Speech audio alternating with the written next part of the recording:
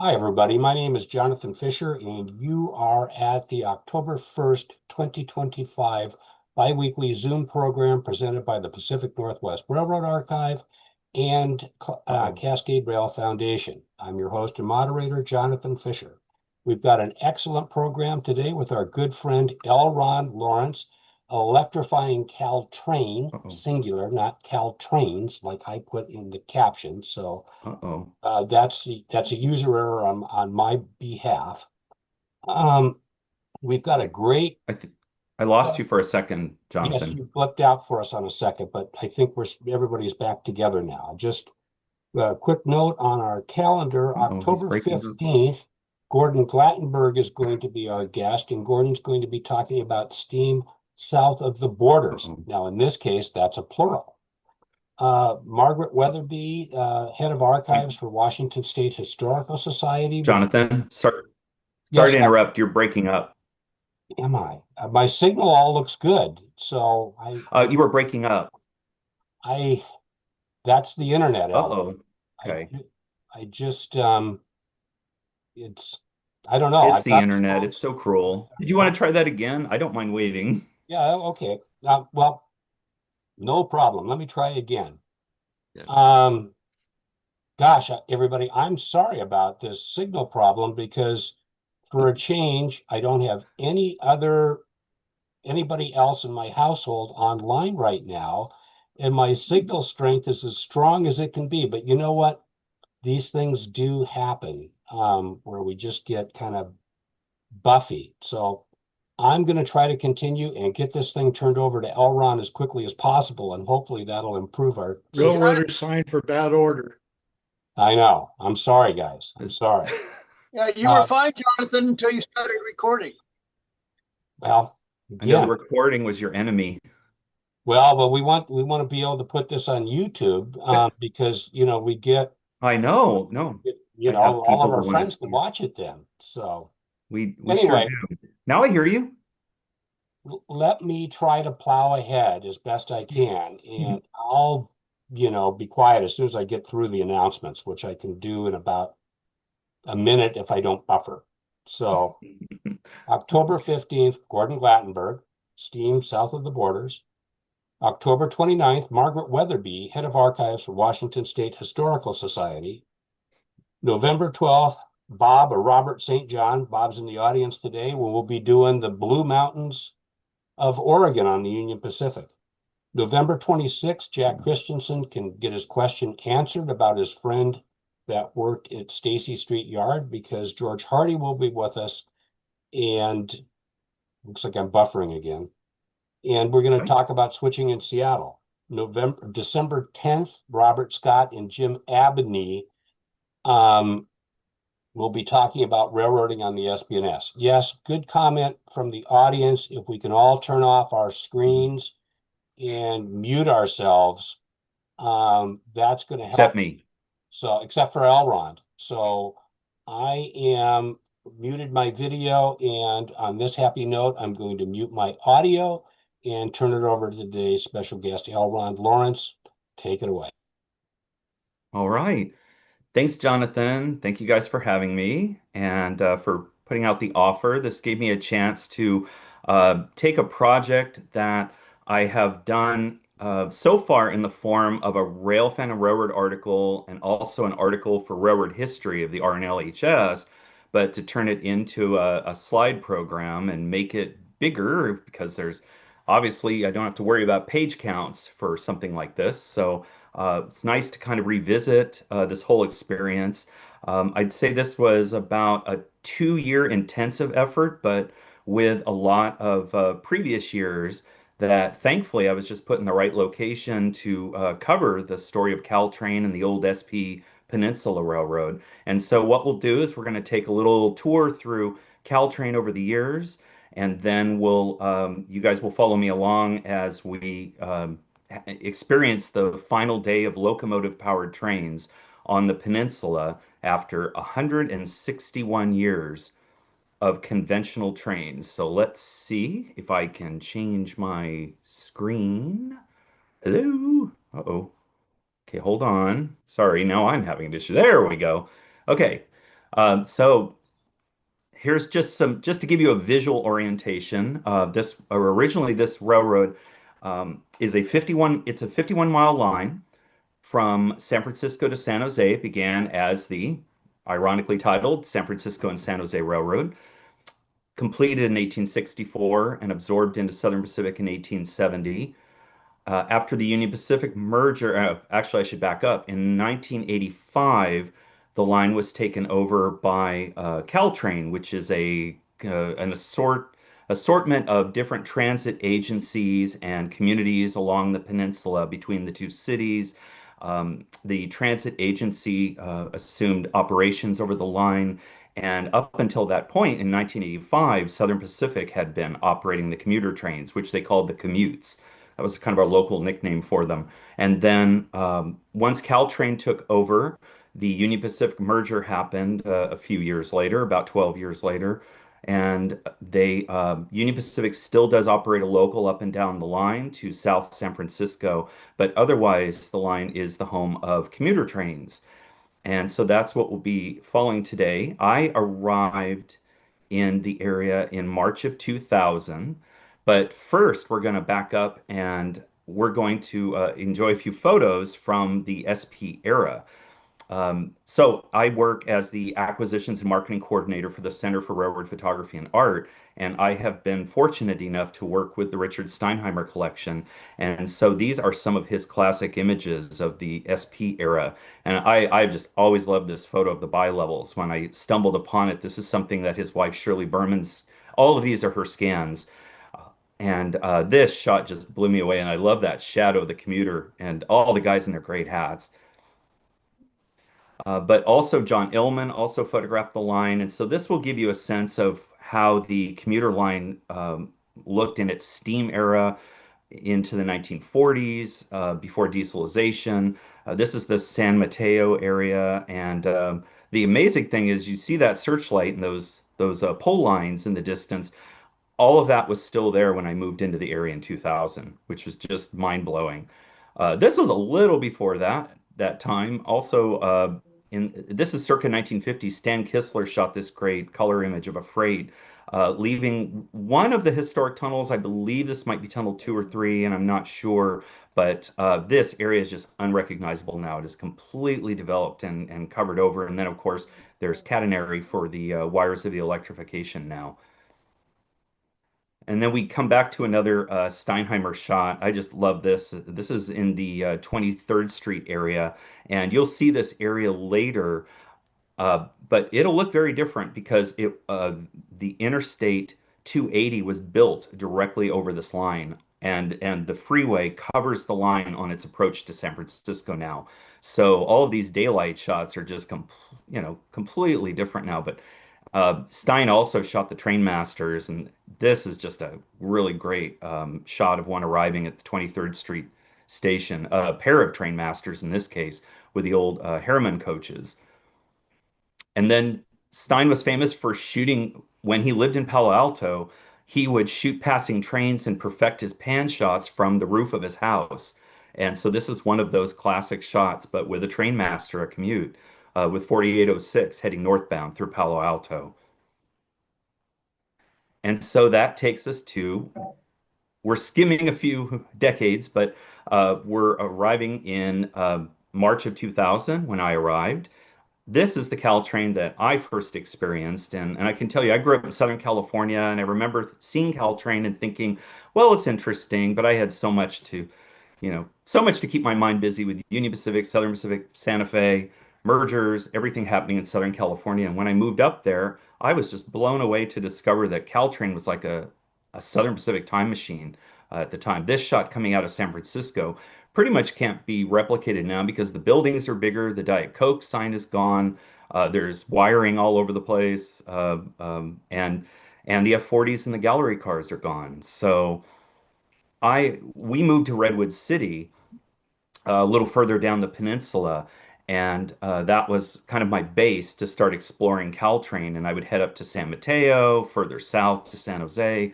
And so these are just a few snapshots just to get you oriented to the area. But by 2010, Caltrain was starting to experiment with wraps, and so of course, being a Giants fan, currently a long-suffering Giants fan, but not suffering too much because in 2010, this was the year we finally got our first World Series, and that would lead to two more in 2012 and 2014. But it was really fun to find wraps on the sides of the Caltrain cars with Giants players.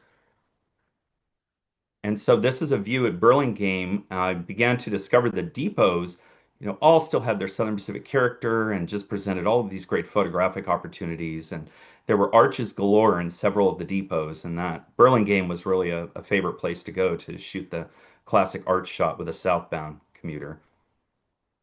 But then, a few years after arriving in the area, the Golden Gate Railroad Museum combined with Caltrain to run excursions using the museum's 462 Pacific 2472. And they ran a pair of weekend excursions in December and in March of 2002. And this shot just kind of blew me away. This is an area called Sierra Point, which is just south of the Bayshore area, which was home to SP's giant yard complex at the time. But I mean, there's searchlights, there's the pole line, everything you saw in those older photos is here. It was still in place, and it was just amazing to shoot a Pacific speeding by, and 50 years after the end of steam. And then this is the second excursion they did, although we went in reverse order, but I just always loved this shot even more, coming into Bayshore in this golden evening light. And it's got kind of a wonky consist. I mean, you could see Caltrain, there's a Caltrain gallery car. There's some other single level cars that they had leased for a brief time. And then, of course, there's some of the original SP baggage cars, which are run by the crew. But to catch this in Bayshore Yard coming into San Francisco was just a real pinch me moment. So this is what I began to experience as we settled into the area. I noticed suddenly a flurry of work train activity began to begin. And the neat thing is they were powered by two former Southern Pacific GP9 rebuilds. And so you could catch F40s passing these rebuilds, as you see here in Redwood City in November of 2000. Well, this went on for a few years, and it was part of a modernization program for the physical plan of the railroad. And I realized very quickly that all good things were coming to an end and that the line was going to get heavily modernized. But the first step of that was the arrival of the baby bullet trains. And this is our state senator at the time christening an MP-36. That was the first of like a fleet of 6 units that would operate what they call a baby bullet service. So once the line was modernized, these MP-36s began to take over. So you can see here the signals have been massively upgraded. The searchlights are gone. The F40s and gallery cars still look the same. But then when you got to the Bayshore station, this giant new facility had been built, a big pedestrian overpass, and the locals would pull into siding tracks while the Baby Bullet Express trains raced by. And so that's what you see happening here. But change was still in the wind. It didn't come for another 10 years, but in 2017, Caltrain finally got the funding it needed to begin an electrification project. And so the scenes with F40s and gallery cars we knew were going to be on borrowed time, but we still had several years. But as rail fans are, we all wait till the last few years until things are beginning to drastically change before we really wake up and begin to shoot. Thankfully, I did a little bit more of that in between the construction period to the final years of locomotive service. But you can see this beautiful poster that will appear later down the road. But this was our first sign of what was to come. And in 2022, Union Pacific had been delivering these Stadler-built EMUs, 7-car train sets that were being built in Salt Lake City, and they were moved by Union Pacific over Donner Pass into the area. And so I never caught one of the moves over Donner, but I did catch this arrival of like the first two train sets at Caltrain's San Jose facility. And we kind of poked our heads through a gate, and thankfully the gate had wide enough bars that we could get away with a shot. But here they are. And so we knew that the clock was beginning to tick, and that definitely happened in July of 2022, 22. Oops, sorry, I think I meant to say 23 there in that caption. But the first public display of the Stadler built EMUs happened, and 4,000 plus people signed up in San Jose. It was just, this was our first sign that these were going to be a huge success. And so you can see some of the signage here. Here's artist Eric Rewitzer from Three Fish Studios. He's the artist who came up with these beautiful designs, and we got a chance to meet, and we ended up doing a small story about this in our Center magazine, our quarterly magazine, Railroad Heritage. And you can see Caltrain had quite a show, a huge event, just blown away with the number of people. And there was my friend Ken Rehor um, showing off some of his retro Nikon equipment. And he and my wife Laura and the three of us toured the cars, and along with 4,000 other Bay Area residents, at least in the South Bay. This was followed by several more public displays. But this was the only one I was able to attend, but it was really fun to see all the younger fans just going crazy and getting into this. And this was like their chance to not only see them in person, but to get up close and personal. And you could see some of the guys were really getting into the details of the running gear. And they all assembled for a group photo that I wanted to get just to show the popularity of the cars. But some of the detail shots were really lit by this lovely reflection that was happening off of the yellow safety striping of the platform. And it was casting this golden glow on all the details of the running gear. And I love the Swiss-made lettering that you can see. It's clearly visible. And then here's a few more detail shots so you can see while everything is factory fresh and new. And then one of the rail fans took a photo that you normally would not see in an open house. And I definitely could not post this one online or social media, but it was very fun to send him the photo and get away with this shot. So in 2024, we learned that the first wave of gallery cars were going to be retired. And so Caltrain made a big public announcement and really made an event out of it to say goodbye to the first wave of gallery cars, the Nippon Sharyo cars that were, first arrived in 1985 and into the, few in a staggered arrangement from the 85, 86, 87.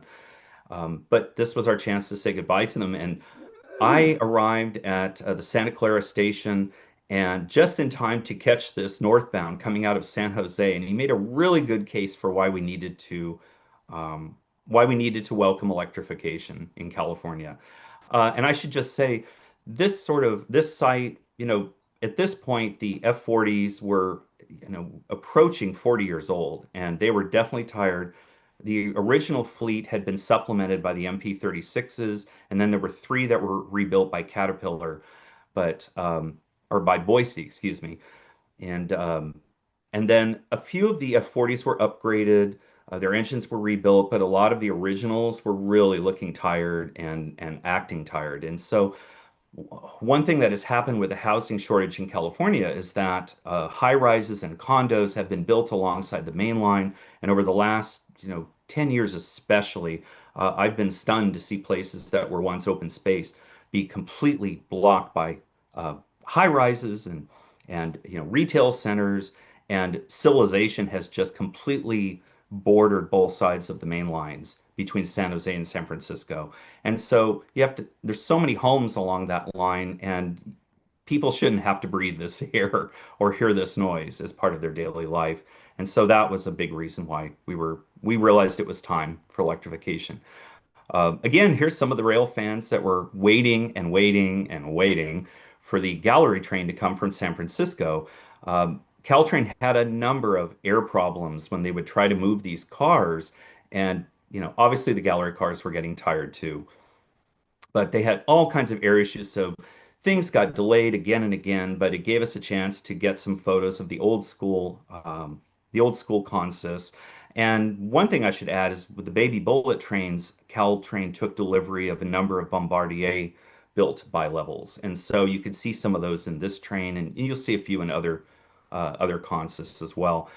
This train is going by the preserved Santa Clara Tower, which the Central Coast Railway Club owns the classic Santa Clara Depot, just which is behind me in this shot. But they preserved the tower, and it's safely fenced off. And they have done just a marvelous job of keeping that tower looking beautiful. And it makes a great prop for our trains. But you can see the catenary is in place. As we waited for the gallery cars, a number of photos began to, make themselves apparent with the clouds breaking up, and oh, it was just so beautiful to catch these trains in this nice storm light. And to me, it was important to get the gallery cars on film, so to speak, as much as the F40s because they really were part of the whole Caltrain experience. And so here to the left, you can see a few rail fans taking photos of a northbound where 902 is pushing the train north, and you can see the Santa Clara Depot over to the left. And then to the right, you can see passengers who have just detrained as a southbound is heading to San Jose. So these were the kinds of shots I really was glad to get as we pretty much waited all day. I think it was about a 6 hour delay, but finally the funeral train came, and it was cool to see a really battered F40, but also one of Caltrain's two MP-15s was helping pull this long string of gallery cars, and those MP-15s are former Southern Pacific. And so this shot, it shows the train as they are leaving Caltrain rails and touching Union Pacific rails for their last run down the peninsula. And then here they are as they're pulling into a side track where they'll be staged, and then Union Pacific will take them on their final journey, which I haven't mentioned yet, but the Caltrain fleet ultimately ended up going to Lima, Peru, and they are establishing a new commuter operation there. So 19 of the 20 original F40s were shipped to Peru, and then 90, I believe 90, 91 of the gallery cars were also shipped. But this was the first wave, and I think this is when the transition really became real for a lot of us. So in this shot, a friend of mine, Eric Cortinas, and I wandered down to a place called College Park, where there's a tiny little depot, and we were able to shoot back where you can see the gallery cars have all been set into they're in the yard track waiting for pickup now, and the power's cut off. But as a northbound commuter train goes by, I was able to get all three into one shot. And then this is the power that's left uh, the retired cars. And it's one of the few times I was able to get one of the MP-15s in action rolling around. And it's funny to see some of these little palm trees have still survived in the makeover that has completely transformed the Caltrain line. So the next significant milestone was in early June of 2024 when Caltrain shut down all of their regular commuter train service for a weekend and basically turned the 51-mile railroad into a giant model railroad. And they began to test the electric trains without any schedules to keep, but to give them their first real shakedown in high-speed service. And so I think I was able to catch about 5 or 6 trains this one morning. We just happened to be going up to San Carlos, and we timed it just right. So the original San Carlos Depot can be seen to the left, but the railroad has been modernized to an elevated state. So the poor depot, you can just see the roof of it here over to the left. But it was pretty wild to finally see these train sets moving up and down the peninsula. But that was our sign that we were down to 2 months left before the transition. And so I'm going to take you with me in a couple significant days and also a tour through Caltrain's facility. But first, in August 11th, Caltrain had announced that they were going to begin operating the Stadler train sets in addition to the diesel-powered trains. And so I think about 7 or 8 train sets were released into service. And so that was definitely jarring because now we knew that the clock was ticking. But this was the very first southbound EMU train in revenue service, and it's left San Francisco. It's just south of Bayshore Yard, but I was able to drive up. It's about a 2 hour drive from my house, so I was up there fairly early, and oh my goodness, the fog cleared just in time to deliver this beautiful sunny shot, but with the trademark San Francisco fog still hovering over the hills. And this is from the same day, but we were assured that the F-40s were still going to run out their final miles. And this is a nice shot at the Burlingame depot, which you only saw in an arch silhouette before and never saw the depot. But it's such a beauty and just a real Southern Pacific gem. And it was neat to get two of the original F-40s on this train. But the grand finale came at Millbrae, and this was late in the day, and this was my first chance to get. I really was hoping to get the old and the new together and side by side. And as I photographed this southbound electric train coming in, I had seen the northbound, speeding our direction and coming to a stop, and the two are actually moving in this case. And I was running out the clock. I was praying that EMU was going to stop before it went into the shadows, and it just stopped in time. So now we'll take a little tour. At this point, I had pitched the story of doing a feature article to Railfan and Railroad about the transition. And so Dan Lieberman, who works with Caltrain Public Affairs, graciously allowed me a tour of the shops. And it's a mouthful. The Centralized Equipment Maintenance and Operations Facility. We all call it CMOF.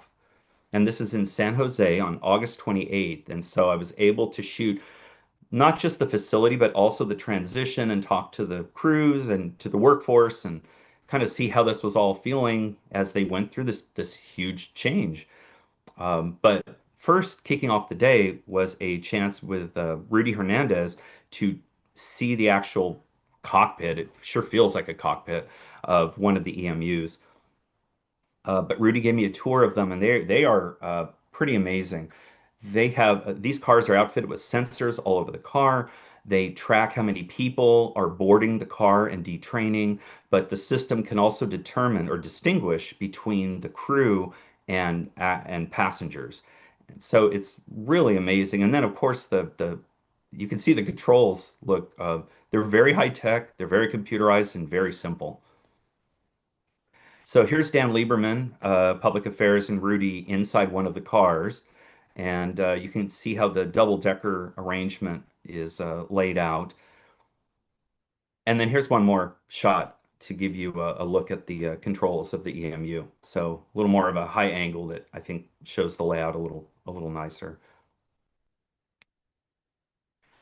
So this shot I put in because this is an illustration of the surviving diesel fleet.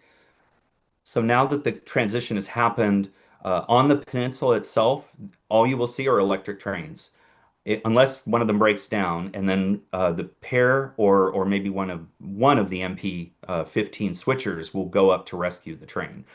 But south of San Jose, Caltrain has a 30-mile extension to Gilroy, which is kind of in the south end of the Santa Clara Valley, and it's still a beautiful untouched area. And those trains for now are will remain diesel powered, but the MP36 that you see on the right, and also the F40 rebuild over on the left. There's three of those and six of the MP36s, so it's basically a 9-unit fleet plus the two switchers, and that's the surviving diesel roster of Caltrain now. But here's a nice little close-up of the MP15, and it was really great to get in here and work, uh, photograph this scene and get the axles of cars and all the various parts and be into the shop buildings. It was really exciting to get to see all this in person. And this is the Stadler crew. The three guys in blue are from Stadler who are working on wheel sets. And then there's one Caltrain supervisor helping them out, Noel. And so there's Noel posing for a portrait. And then they let me crawl underneath one of the gallery cars that was undergoing servicing, and it was pretty cool to get this view of one of the old classics. So one of my goals had been to get in the cab of one of the F40s and hopefully get a shot where you could look out of the cab window and see the new electrics. And Dan and Rudy were extremely helpful, and turns out there were a little string here. You see of four F40s that essentially at this point they'd been retired. It's less than a month before the cut over to electric power, and they said climb aboard. And so I was able to climb up there, and what a great arrangement. I could not ask for anything better. You could see one of the new electrics over to the left, one of the cab cars, um, and then you could see one of the MP36 locomotives over to the right, and then more of the electrics. And it was really cool. So the funny thing was the lighting that you see, the sunlight, is because the air conditioning unit had been taken out of F4903. And so I was able to stand on something and pop my head out and shoot from the roof, looking down at all the arrangement of trains in front of me. So that is definitely not a shot I expected to get.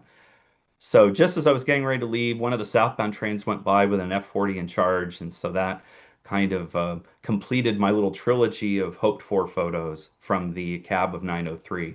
And those numbers you can see on the dashboard, so to speak. Those are from the days. Well, these are the commuter trains use those numbers to identify the train numbers, and that was the way passengers would know what train they were boarding. And obviously now the electrics have these nice little digital readouts. So it was really cool to get some sunlight in a place that I did not expect. And here's a nice little contrast just to end the shop tour. We were able to go down and look up close and personal at the coupling systems of the new EMUs.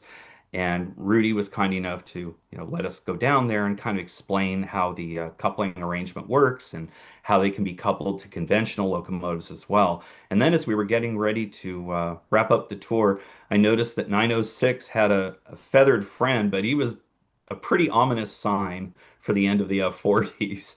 But it was a pretty neat photo to symbolize, the end of the era. It was like a little grim reaper just starting to mark his territory. So as after the tour was done, I had not ridden a Caltrain in years, and so I thought it was time to make good on getting one last ride. And so I did a round trip to San Mateo and back, and both of the trains turned out to be conventional gallery car train sets. So I was able to, you know, get some nice photos. You can see the seating is up above. This is one of the cars that has been configured for bicycles, but normally you would see seats all the way through the length of the car. But I thought the bike car had just a neat effect to it.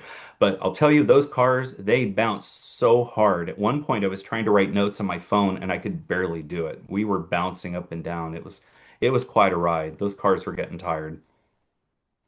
So here's one more little contrast. This is a few days later. Now we're in September, and I was up in San Jose doing some photos, and two trains are here side by side. And look, these poor F40s. I mean, they're just really battered. But then over just a few tracks, there are three new EMU train sets. And I mean, they could not be shinier. You can see one is completely reflected in the train set over to the left. So the difference could not be more stark. And here's a nice little shot of an arrangement of the variety that you still get. This is at Diridon Station in San Jose still. And this southbound train came in, one of the locals that makes an all stop, and it had F4915 leading. You can see one of the Stadler EMUs just behind it. And then the Altamont Commuter Express train is over to the far right. And then, of course, Amtrak serves the station too with the Coast Starlight and with Capital Corridor trains.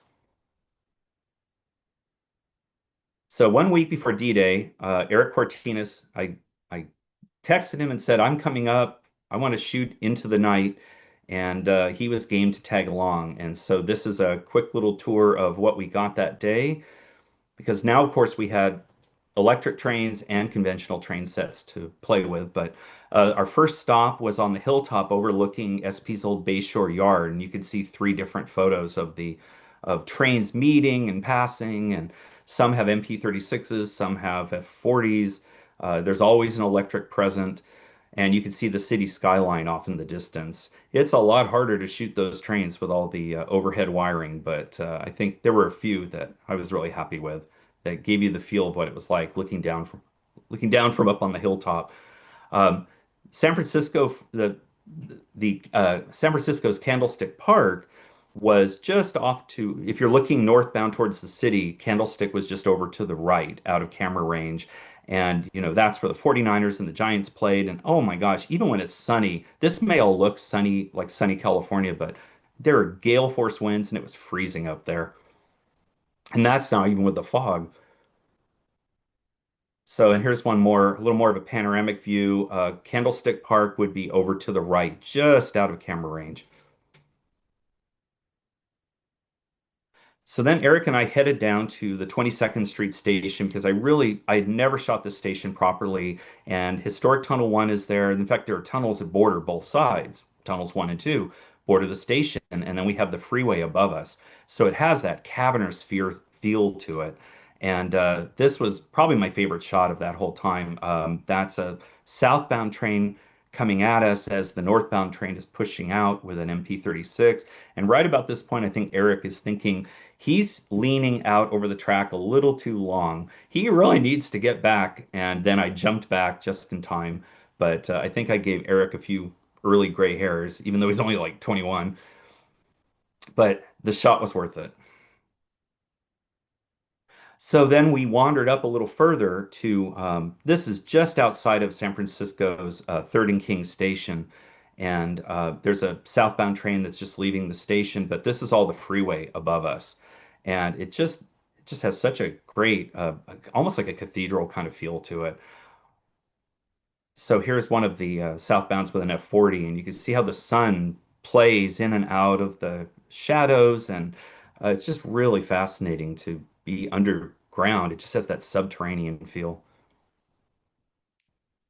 And so we stayed there until it got dark, and we were able to play around. I ran down to get. We'd been chatting with a few local friends, and I ran down to get this shot, pan shot of a northbound train going into the station.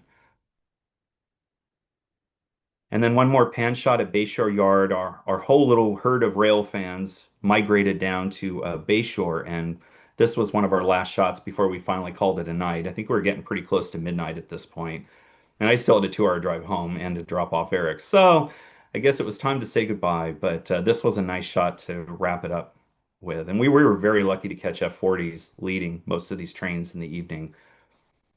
And then this was such a fun surprise when I turned with the train. I'd forgotten that the signals were lighting up the catenary, and this had a really fun effect too. And then oh, that's right, we did one last stop in 22nd Street with a train of gallery cars. And now we're in push mode, and so the gallery car was leading. But I love the way it lights up the man-made tunnel. So now we're down to the last few days of operations before electrics take over, and I went up to San Bruno because there was a photo that was still on my checklist, and this was fun to get. Union Pacific's Mission Bay Local, which is the one freight train that there's a couple freight trains, the Rock Job, um, which handles ballast rock from the Logan Quarry, which is down in the area where I live in Monterey County. There's a train that runs from the Central Coast up to this area, and then there's also this train, the Mission Bay, which handles service to and from South San Francisco. And so it was neat to get these two. These are two are both moving too. And this is the shot I was really hoping for. The sun was gone and the fog was coming in, but I think that still fit the mood of the evening, and it had a very San Francisco feel to it. But I really had hoped to get, in all those years, almost what, 24 years at that point, I had not shot a train with the South San Francisco lettering that I was happy with, and so it was neat to finally get one. Only what, 2 days before I could where I got under the wire. So here's the final day, and we see 914 and some cars have already been parked. This particular train set would not run during the day, but this was the beginning of the older train sets being parked and stored. And we were quite nervous that we weren't going to get a lot of conventional trains on this final day. But thankfully, Caltrain really stepped up. They ran, I believe, 10 conventional train sets that day. And they also announced that they would do like a ceremonial final run in the evening. And so that's what you'll see here too. So after hanging out at Lawrence Station in the morning, because another item on the checklist that I had never ever done, despite the name, I joined friend Ken Rehor up in Palo Alto. I picked him up, and our first stop was by the Palo Alto, the redwood tree that gives the area its name. And you could see the classic Southern Pacific Bridge in the distance. And we were able to shoot a couple new and old consists passing by the redwoods. And you can see that the catenary and the structures have all been painted green to blend with the scenery, which is a really nice touch for that area. So we ended up at 22nd Street Station again, catching a few final shots. And I really love this photo. You're looking south through Tunnel 2 at a northbound train with Bombardier cars.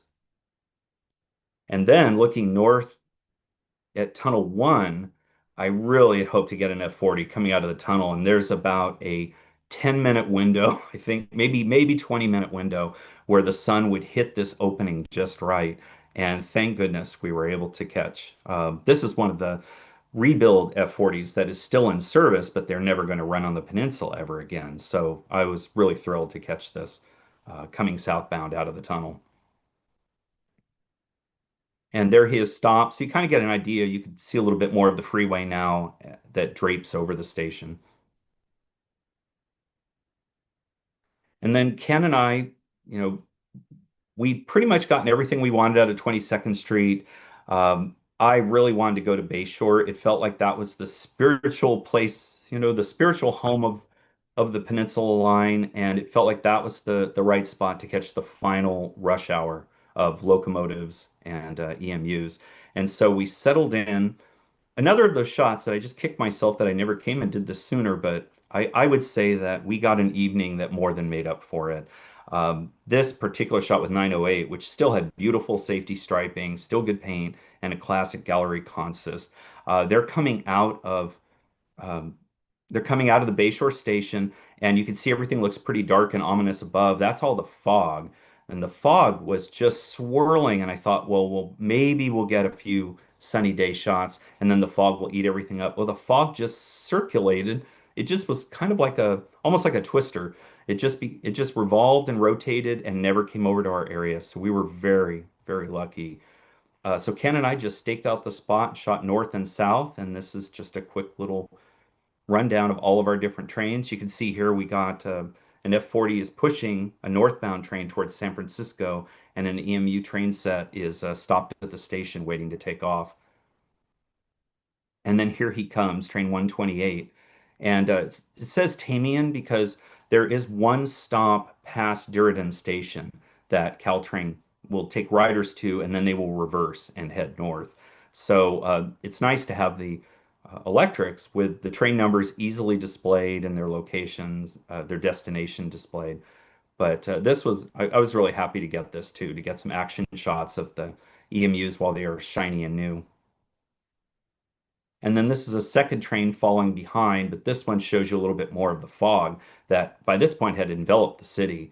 But for whatever reason, thank you, Lord, we were able to get sun all the way until darkness fell. And this was one of my favorites just before the sun completely vanished. Poor old 907. I mean, the nose is just battered and destroyed, but that beautiful blue cast over the catenary and over the homes as the fog is finally beginning to move towards us. But that last little burst of sunlight really made this shot, kind of gave it a ghost-like appearance.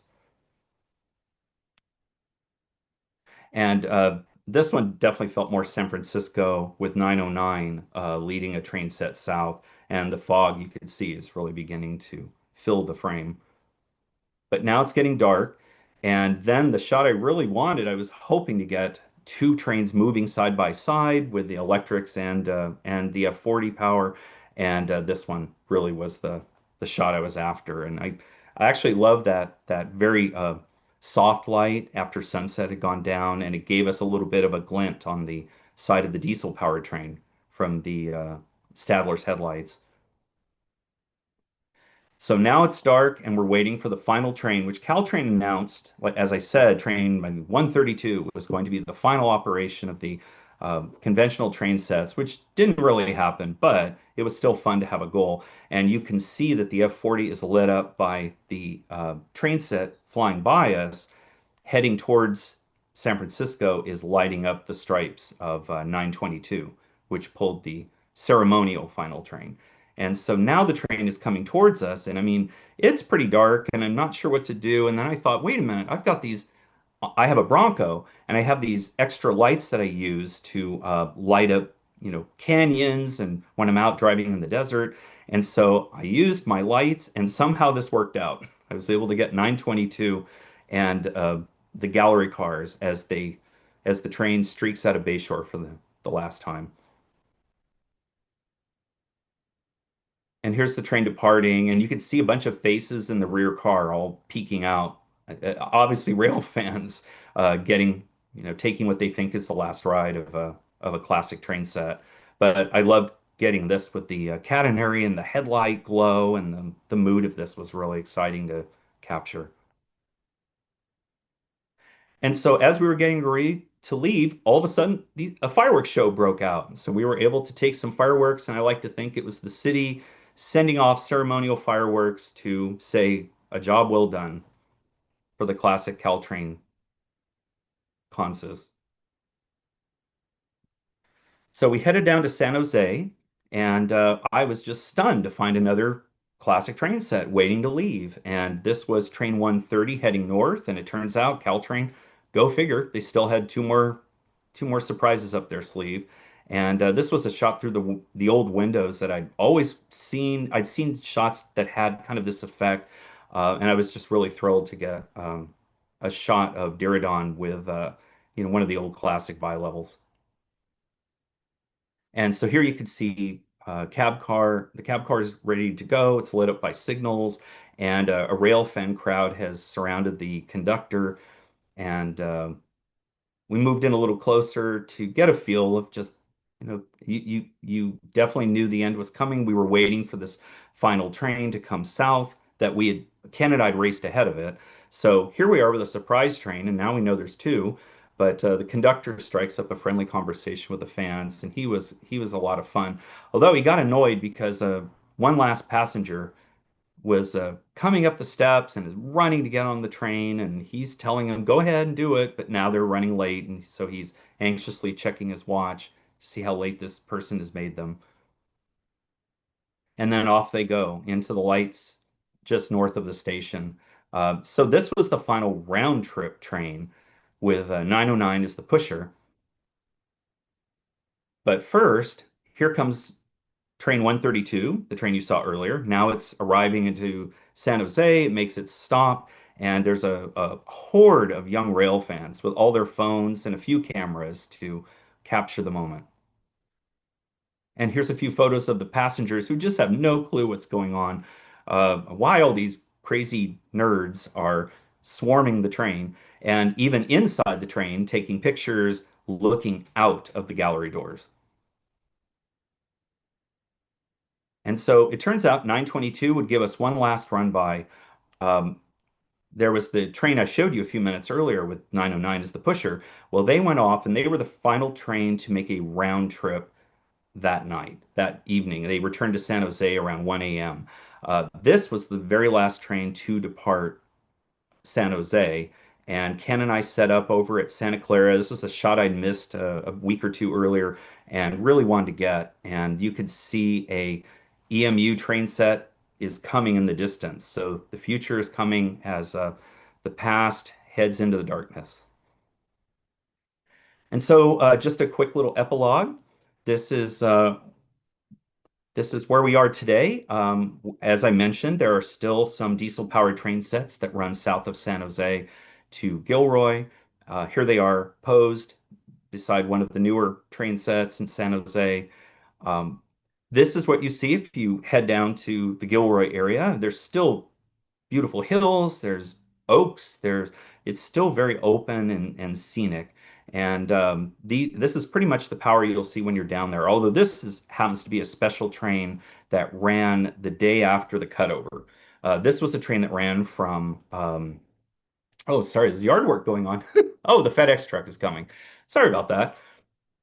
Anyway, this is the special train that ran from Gilroy so that people could come up and see how they could try out the electric trains and they could experience the timed transfer, which is what happens nowadays. So if you get on a train from Gilroy, you get to San Jose, and there is an electric train waiting for you that will take you the rest of the way up the peninsula to wherever you need to go. And so this was the first train to show everyone what that experience was going to be like. And we just lucked out by getting one more of the old F-40s somehow got caught into the mix. So even after the supposed cutoff date, a few of the F-40s still operated to Gilroy back and forth through the course of the final week. And so this is the final day that I really photographed galleries. This is last July, so just a few months ago. Caltrain announced that the final train was, or final cars, and I believe it was 41 cars in all, were going to be staged at Santa Clara. Union Pacific would pick them up, and then they would be shipped to Peru. And so 922 and one of the MP36s were assigned to pump air into the cars. And one delay after another happened. They could not get the proper air pressure into the string of 40 some gallery cars. And so they sat there for over a week. Oh gosh, 2, 3 weeks past their supposed move date. So I was able to get up there on July 1st, and this is kind of like a final evening, now in the electric era, but also with a touch of the past still with us. And this is an Amtrak Capital Corridor train approaching in to the right. But as I wandered over to get some photos of the Caltrain cars in that long, long string, Union Pacific's Mission Bay train came, so I was able to get some shots of them side by side. But you could see the poor gallery cars were starting to get the attention of taggers. Not such a pretty sight, but the Santa Clara Tower still looks wonderful, and I used it as a prop for a few different photos of the electric speeding by. And standing by the tower, this was kind of the first time I think I'd shot a meet at Santa Clara of the two of them, two electric trains passing each other. And then the shot I really wanted was the electric train coming at me with the sun peeking through the windows of Santa Clara Tower. And there were a number of rail fans around that evening. I think this was a Friday night, and I was, no, actually, it was a Thursday night, and I was really struck by all the young fans that had come out to just to train watch. And even with the new electrics, I think they seemed just as excited as ever. And this was really the shot I think I wanted. I pictured an evening photo and I was hoping to get some kind of glint off of the passing electric trains, but I really hit the jackpot when Union Pacific sent their Rock Job local, the one that comes from where I live. It arrived at the perfect time and lit up the cars with that beautiful warm headlight glow. And then the bonus of all was it was a patched cotton belt, one of like maybe six that are left, a GP60 still in somewhat cotton belt colors. It's getting assimilated into yellow, but it was still nice to see some SP red and gray on this train. And then there they are trailing away from me. So after the train left, I got brave and hiked out off the platforms and attempted to get some glint shots and then realized the red aspects from the signals were setting this beautiful glow onto the two locomotives in the Caltrain cars. So this was a nice little farewell photo. Although I really think, even though this happened earlier in the evening, this was the photo I love to wrap up this show because I was coming up the steps to snap a quick grab shot of this northbound electric train, and there's the operator with his window open chatting with a young fan. And I mean, this is the same sight I've seen in with steam, with tower operators, with crews hanging out of the window to talk to a young fan, and it's nice to see that tradition continue. And so, quick thanks to my cohorts, Eric Cortines and Mike Johansson over on the over in the left photo with me, and then Ken Rehor at Bayshore. So thank you guys for giving me intel, and we would send texts and messages to each other about what was leading what trains, so we knew where to be in the right spot. And thank you all. Thank you very much.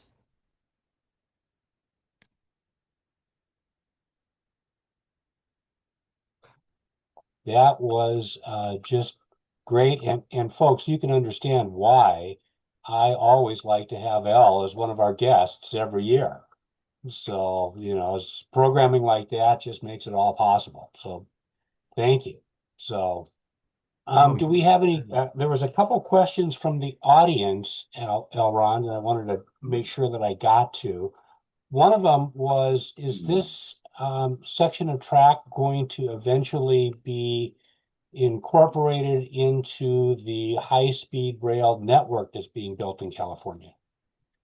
yes, that is a great question. Thank you for asking that.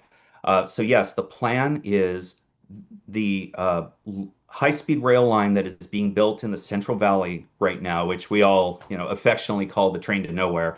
Um, that it's the first piece that was realistically built that could be done with a minimum of fuss, but unfortunately, it has dragged out forever.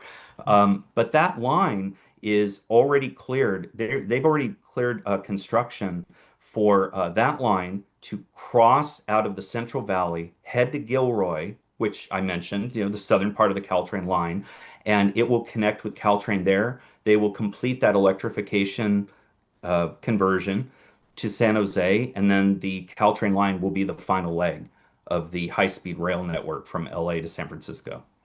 Okay. So when they do that, then they're going to put that in service, and how far does your route go then? Well, I mean, your route is going to begin in LA, Yeah, and it's going to tunnel the maps I've seen now, because all of the environmental the EIRs, the environmental work has all been done. So the line will head into the Tehachapis and then cut over to Bakersfield. So it is going to change the Tehachapis quite drastically. really. Hmm. Yeah, it will be a visible site in the Tehachapis, and then it will cut over to Bakersfield and then join the line that is already where they're beginning to lay track now. You- and the only other comment I had, and I just need to put this in there for the other folks, is you got these pictures in under the wire? Ooh. I mean, that's a But pun. thank you, thank you. Boy, I wish I could take credit for that one, but I heard that and it's like, wait a accidental minute, that's a brilliance. pun. Yeah, I didn't even. Boy, thank you for letting me know. Yeah. Oh, Yeah, that's see, sometimes fantastic. like sometimes I'm brilliant and have no idea. Yeah, you were wired for that one. I've been wired trying to There get you this go. right. I But should yeah, thank check you. with our audience, our dutiful audience. Thank you, everybody, for being here. Do I have any questions? Or here we go again from the gallery. Just a great George, show and well, great here's a photography. question. Go ahead. Oh, Just a great show and great photography. Elron does thank it you. best. He's got the lighting, he's got the cameras, he's got the angles, he's got everything. It's a very Oh, wonderful show. Thank got you a so host that much. loves him. I've also got the craziness to pack snacks and drinks because I know I'm probably not going to eat for a while, even though there's food all around us. But it's like on that final night after we took that last photo of the Caltrain at Santa Clara and the red signals, Ken and I finally went to actually have a meal, and we went to In-N-Out. So it was like a very California way to Very end the California night. way to go. Yeah. And there we were at midnight with like 100 people. Yeah. Like I tell my wife, I didn't come all the way out here to take pictures of dinner. That's right. And yeah, it just happens that, the best light is always when we're eating. So, Exactly. No, I know how that is. George, did you have something, George Foster? George, go ahead. My co-host. Yeah, I borrowed out at Oakland in '99, and I did work a little bit down to San Jose. Couldn't remember what the station was south of San Jose where we did a little bit of work train stuff. would it be Tamian or would it be further south of San Jose? It could be Coyote or Morgan Hill? Maybe. I just don't remember. I'm trying to get my bearings there. San Jose Yard at the time I was there was only good for 5 miles an hour. Oh, And oh, wow. I had another question about, we talked about ACE. Uh, Mhm. there was a station near Newark, and I thought it was Centerville or something like that, but I don't remember for sure. As you're going east to the on the Oh, ACE. right, right. Oh gosh, I The can't think of it right Altamont now. Commuter Express, isn't it? Yep. So yeah, that's the Altamont Commuter Express, and it's taking the same route as the Capital Corridor trains. Oh Right. yeah, it's that South Bay place. Oh my goodness. Yeah, I can't think. There's Placerville. Could it be that? Maybe. Oh no, no, no, that's not. That wouldn't be right. Oh, maybe it's Pleasanton, or is it this side of Niles Canyon? Would it be west of Niles Yeah, Canyon? it's just after you leave, it's an east-west line, and there's Right. Newark, and then but immediately after that there's actually the commuter station there. Oh, right. I think that is Centerville because It there's could a be rail pan Centerville. Yeah, there. it sounds right. Right. So It's in the one last one last Fremont question. area. Yeah. Is the SP 5623 still around the area? It is. It is still it is in service at the Niles Canyon Railroad. So Okay. the 5623, they also have a Cadillac. Howard Wise, it's his baby. It's the baby he restored. Yeah. They also have the Cadillac, the SD9 in Black Widow colors also, and then they restored that Cross Maffei locomotive back to They did. operation. Does it run? It runs. It runs now. Oh, It is the baddest ass restoration I think I've ever seen. I mean, if you see how that thing began, I remember seeing it as a camera car in West Colton, and never in my wildest dreams did I think it would turn into what it is today. I Only think one of the prime movers is operable. I think Earl Oman was the co-owner of the 5623, and I knew him up at Ozell Yard when I work up Oh, there. But yeah, oh so wow. long time ago, of course. Oh, sure. I was lucky enough to share a cab ride in 2472 with Earl, and what a great guy. Yep. All right. excellent Thank you. program. Wow, this is a lot of fun. I'm going to turn this back over to gallery view so we can all Okay. stare at each other. Thanks everybody for being here. This is just an absolute fun program. Oh, good. Elron, Good. you've done your part. And I would just say to the rest of the audience, and thank you. And I look forward to having you back again in another, year or so. How's that sound? I'll bug you at Winter Rail and sign you up again. So Yeah, but I was gonna say that'll give me enough time to recover, and yeah, it'll give you I'll enough come up time with to something recover. new. That'd be great. I do want to go Yeah, around. thanks, Jonathan. Oh, Elron, thank you. And I'll have this, folks, I'll have this up on YouTube later this afternoon, and I'll send you a link as soon as I've got the video up and running, and so you'll have that. I do want to Oh, go around. There's a couple oh, great. people I in the have audience. requests. What's that? Thanks. Yeah. There's a Oh, couple sorry. I people. have requests for links. So, Yeah, like I say, I get after it right after the program ends, and it spools and does all its thing, and off it goes. So it'll be, no problem. oh, probably by 4 or 5, something like that. So, but I do want to go around to the audience for a minute. Again, my internet's being unstable, and it's not my fault. But I want to talk to Patrick Durand in Wasilla, Alaska. Patrick, it's good to see you. What's the weather like up there? Thank you, John. 40 degrees in the yard here, and as we look across the valley, Pioneer Peak has snow down to about the 5,000 foot level right now. Oh, so that's more than just Terminating termination dust. dust. Yeah. So Pat, don't mute yourself quite yet because I got another question for you. I want to update on what's going on with the 557. Am I buying a ticket to come up there and ride this thing next year? I'm hoping so. We're 14 years into it, and I'm Yeah, not making any apologies for that just as because good people as. keep telling me it's top notch. Yeah. We are getting ready to do our first fire. We just put in the last of the fire brick. We're going to put another coat of sealer on that. And I would say within 2 weeks, we're going to be rolling it out the door to do our first fire. Then what's don't mute now. What's after you do that, what's next? I mean, have you done the hydrostatic test? Have you done all Oh, that? What are you gonna run? hydrostatic test was done over a year ago. Oh, okay. Okay. Okay. First fire, you roll it out the door. This is an oil burner. You test all the systems, you make steam, set the safety valves, blow the whistle, raise hell in the neighborhood with a lot of smoke. Oh, they'll love Hopefully, you. not so much smoke, but in this weather, we're going to make a hell of a steam cloud.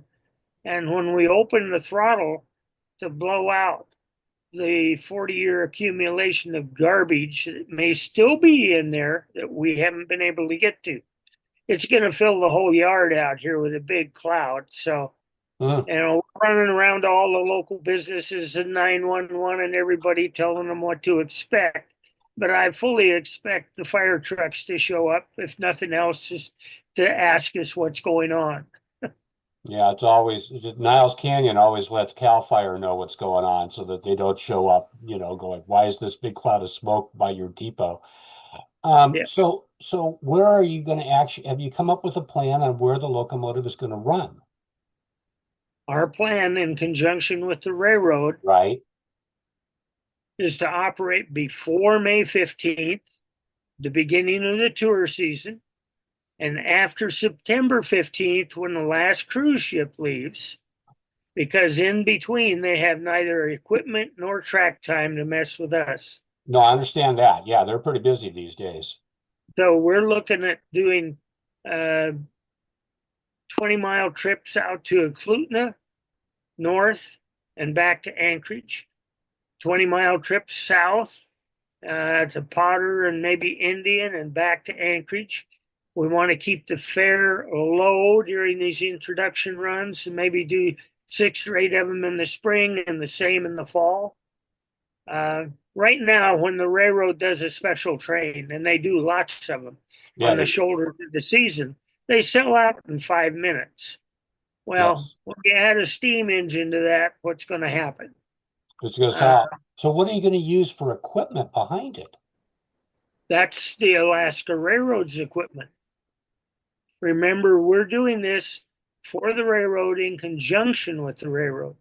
2 members of the senior management at the railroad are on our board. Right. So then we're going to have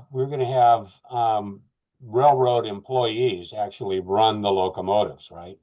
Actually, we're going to have our contract engineer and fireman on board with standbys, and the railroad, right now, the intention is they will put a pilot on board the locomotive. Wow. And to start with, we're going to run poor man's PTC, and that requires a diesel behind the locomotive. So they may have that crewed as well. But we plan to be on the front end and running the brakes and the throttle.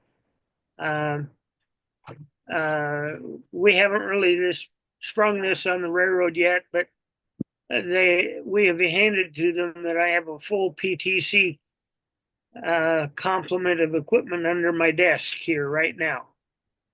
And I when thought the you got that off opportunity, of the locomotive a few years ago, and you were going to maybe put it in the 557, I thought. well, that is our intention long term, is to be independent with full PTC.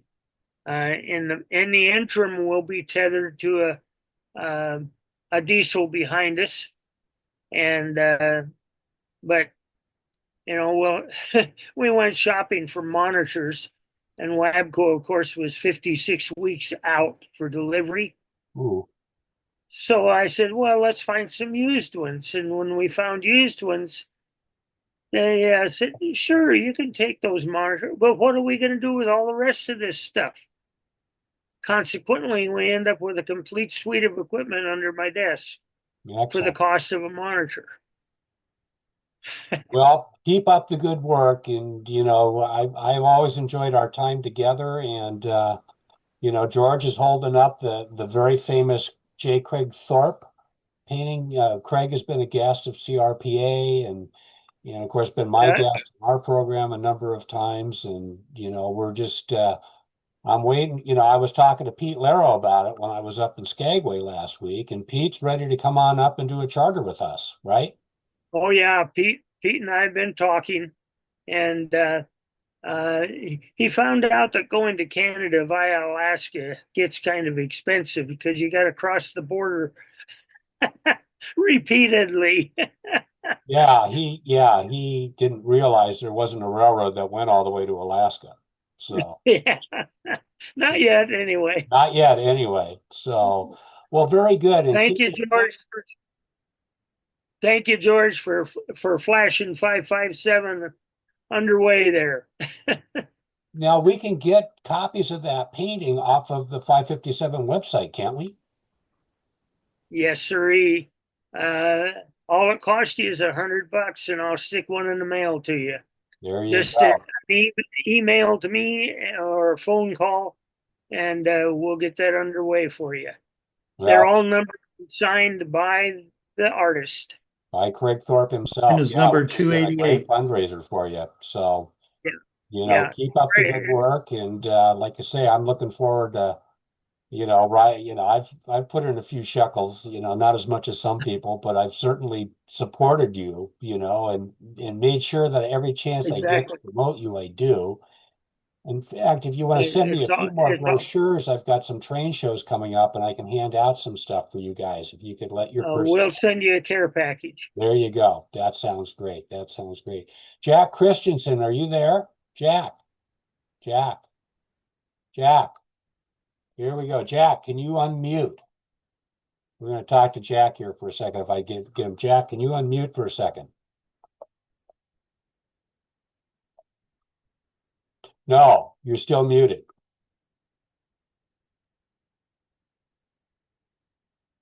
Hang on, folks. This is worth it. Here, am I on there now? Yeah, we hear you loud and clear. So for the folks, for those of you that may not know Jack started with the Northern Pacific as an engine washer and then as a engineer in 1943 for the Northern Pacific in Auburn, Washington. And Jack, I'm looking at your book, Tales of Yeah. the Northern Pacific, and I'm looking at this chapter about the Freedom Train. So why was being the engineer of the diesel behind the Freedom Train one of the most difficult trips of your entire career? Well, first place, you look at that book of mine, it's one of the few positive stories in the book. Most of the stories are flub ups or mistakes or poor handling, things you could have get fired for. That was one positive event in the book. Uh, well, this 4449, this Doyle McCormick's Southern Pacific engine, uh, it was a fairly modern locomotive, but it was not a roller bearing engine. That was one thing. And apparently its AET brake equipment did not provide a maintaining feature for train line once the air was set. Um, anyway, I was working the Wenatchee Pool in freight, and the Wenatchee Pool was going to furnish a helper consist.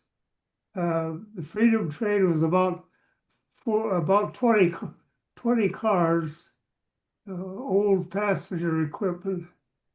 Um, so the helper would be come off the freight pool to Wenatchee. The day before, uh, uh, I was there. I was deadheaded by bus from Seattle to Wenatchee, along with another engineer, Mr. R.J. Smith, who was kind of the dean of engineers on the Great Northern. The company consulted with him when they changed special instructions. He could hold a passenger run, but he preferred what he called the hill pool. And we were both sort of I don't know if all engineers there were rail fans, but RJ was a rail fan, and so was I. And, uh, we we were both did it on the bus, two engineers and crews, and so we sat together and talked shop going over, and we knew that it was very likely we didn't know for sure that one of us would be on that helper. Uh, and so RJ says, "Well, I hope you catch that job because you know who the pilot's going to be, and I won't be able to do anything right for that son of a bitch." So, sure enough, he lucked out. I caught I was called for the helper, and we had two. Paul Abdo was my fireman, the Great Northern guy. His dad was an engineer in the pool too, but he was my fireman. We had two units, an EMD and a GE, both in red, white, and blue colors. And the when the Freedom Train came in, they cut it off to water it, fire department to water it, because we had to be cut in behind the locomotive.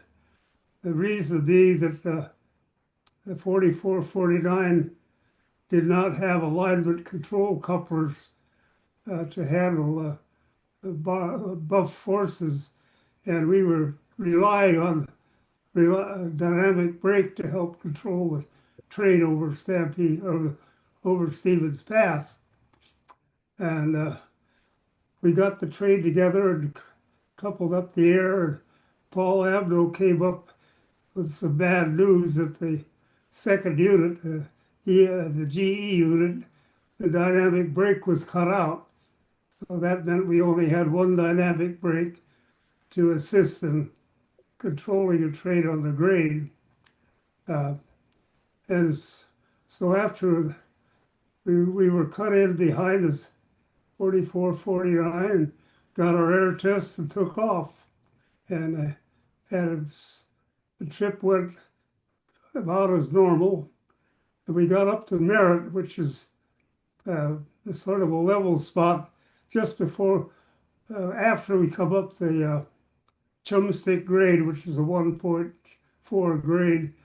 There's a level spot at Merritt, and then there's about 8 miles up to uh, the 8 mile tunnel, and that's 2.2%. And we're rolling through Merritt, and they call up on the radio and say, "We're transferring air brake control to you." Well, they're supposed to be stopped to do that, but they didn't have any choice, so I cut in the 26 brake valve and hope we didn't put the train in emergency in the process. But so I've got the air brakes now to deal with. I've got this locomotive in front of me, 300 tons, and of course they got their driver brakes cut out, protect them from overheating. So we're not going to get any braking off the steam locomotive. And here I've got these 20 passenger cars. They're museum pieces, actually. How good are the air brakes on it? We don't know. So anyway, when you get into the tunnel, I'll try a first service. That's 7 pounds, and that generates the basic air pressure. But and of course I've got the one dynamic cut in. But 7 pounds is a little bit too much. And if if I leave it that way, we're going to have to cut off the dynamic brake. But so I decided to release the brakes. We're already in the tunnel. We go from 2.2 ascending to 1.56 descending, and it's 8 miles. So I think, well, I let the brakes release and hang on with that one dynamic, make a second application, first service. This time you get a little less brake shoulder pressure because they don't fully recharge. And with that, I'm able to hold my one dynamic and the first service of reduced pressure. I'm able to stabilize the speed at about at 20-25 miles an hour. And I have to watch the speedometer and hang on, try to keep the speed as level, even as possible. But once you come out of the 8-mile tunnel, which is just over 1.5%, it changes to 2% through the siding, and then I've got 11 miles of 2.2 to deal with. Now, those 19th century engineers, when they built the railroad, they knew that you needed more power around curves. There's more resistance than there is on straight track. So they reduced the gradient 1/10 of 1% for each degree of curvatures. Now, on a long freight train, it doesn't make any difference because part of the train's on straight track and part of it's on level. But this 20-car train is relatively short. So we had to watch speedometer, watch it like a hawk, because on a downhill, the curves kind of hold you back. In a straight track, you go a little faster. So you had to set that speed at 25 miles an hour and hold it all the way down. And it, I think, required more attention. Whether the train would either be mostly on straight track or mostly on curves. So you watch that speedometer like a hawk and don't allow the slightest deviation from the speed you selected. And so you could really believe that I was quite relieved when he finally got down to Skykomish. And when coming down into Skykomish, the dispatcher calls and he says, we're going to set your units out at Skykomish. You got a stack train coming with power trouble, and you guys will then head in on the speedup train. So I was really glad to get those two units set out. And I thought, if there's anybody going to get a ride on that locomotive, I'm going to try to be the first one up there. And so we did. I hot-footed it up to the 44-49 and climbed up into the cab and just wangled a ride. And it was quite a sight. I worked steam when I was younger, but this 44-49 was beautifully restored.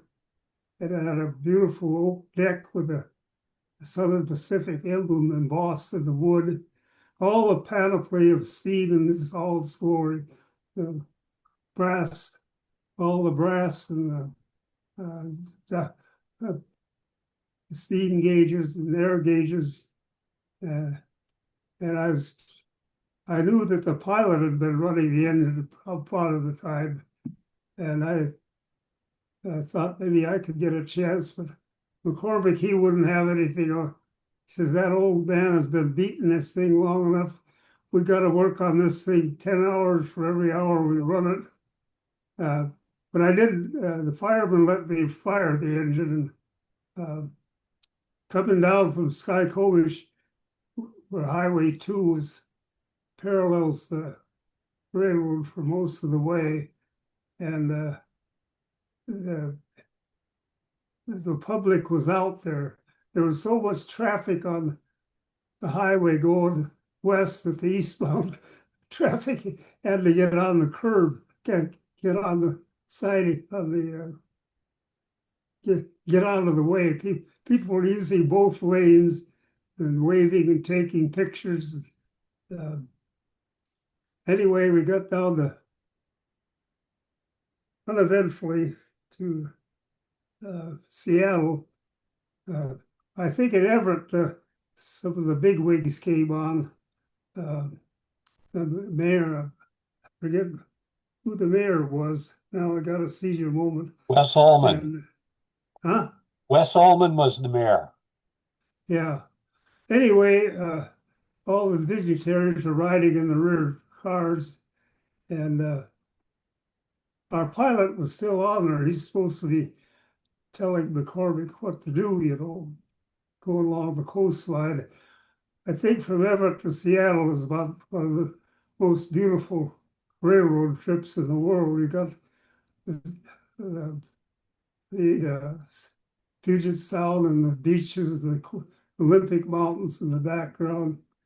Anyway, we get into Seattle. There's a 4,000-foot tunnel before you get to King Street Station. And the pilot apparently didn't inform McCormick of how the signal system worked. In the Great Northern system, you had lunar signals going into sidings. And the King Street Tunnel, there's a little curve right at the south end of it. And he didn't tell McCormick what to expect. And he gets to see that it's a red over lunar. And he doesn't react to that.